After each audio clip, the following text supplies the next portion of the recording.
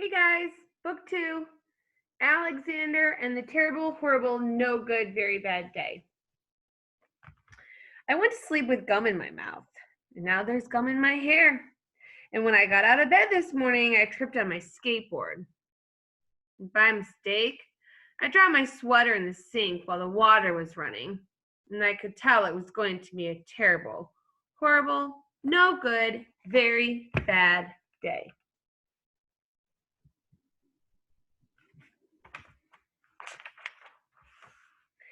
At breakfast, Anthony found a Corvette Stingray car kit in his breakfast cereal box.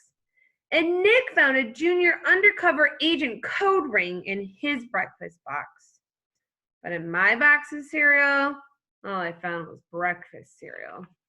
I think I'm going to move to Australia.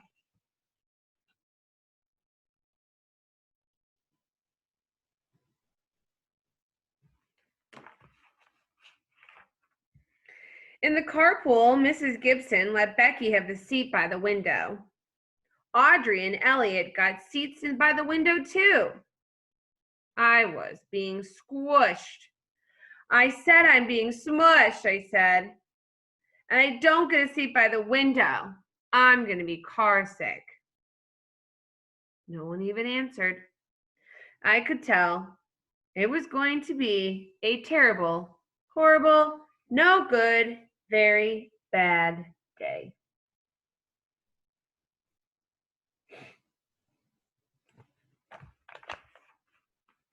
At school, Mrs. Dickens likes Paul's picture of his sailboat better than my picture of an invisible castle.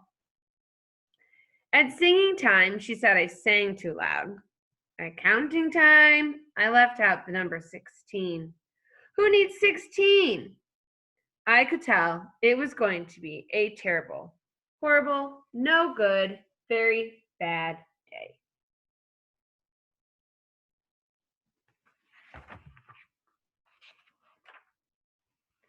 I could tell because Paul said I wasn't his best friend anymore.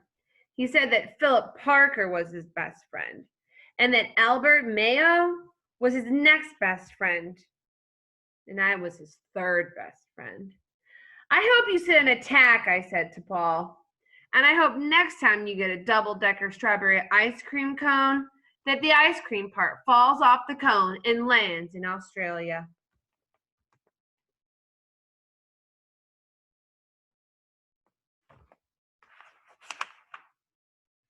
There were 2 cupcakes in Philip Parker's lunch bag, and Albert got a Hershey bar with almonds, and Paul's mother gave him a piece of jelly roll that had coconut sprinkles on top. Guess his mom forgot to put dessert in.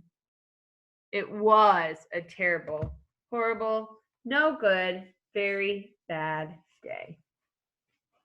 Page is falling out, guys.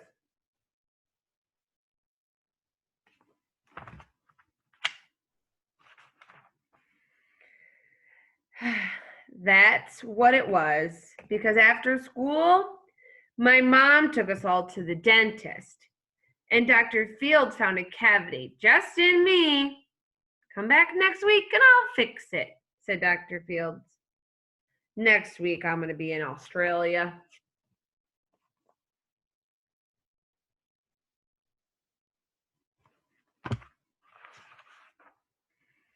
On the way downstairs, the elevator door closed on my foot.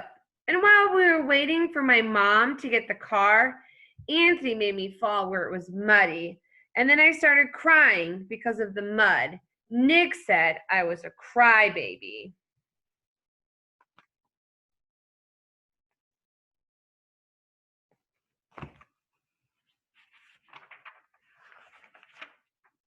And while I was punching Nick for saying crybaby, my mom came back with a car and scolded me for being muddy and fighting.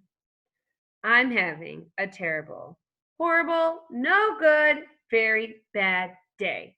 I told everyone, but no one even answered.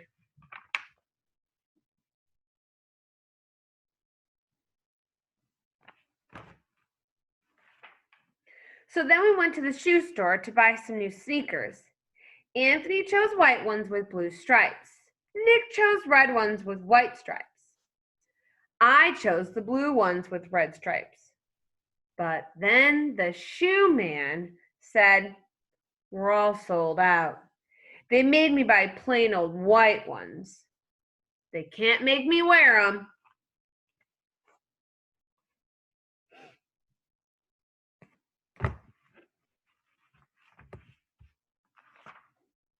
When we picked up my dad at his office, he said I couldn't play with the copy machine, but I forgot.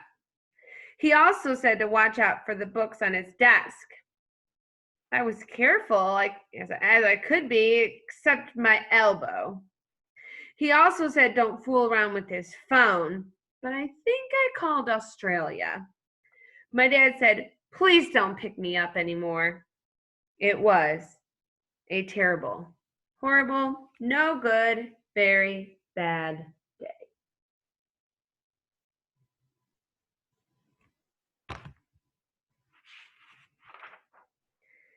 There were lima beans for dinner. I don't like lima beans. There was kissing on TV. And I don't like kissing.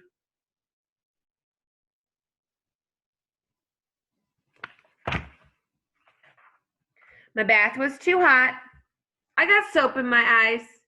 My marble went down the drain. And I had to wear my railroad train pajamas. I don't like my railroad train pajamas.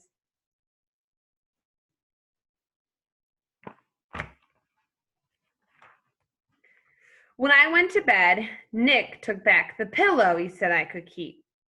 And the Mickey Mouse nightlight burned out. And I bit my tongue. The cat wants to sleep with Anthony, not me. It has been a terrible, horrible, no good, very bad day. My mom said some days are like that.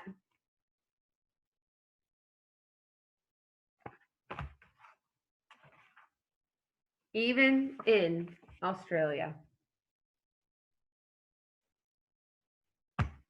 Okay, so now you've heard Alexander and the terrible, horrible, no good, very bad day.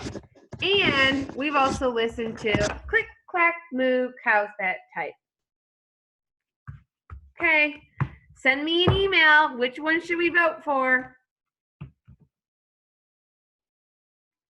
I look forward to hearing what you have to say.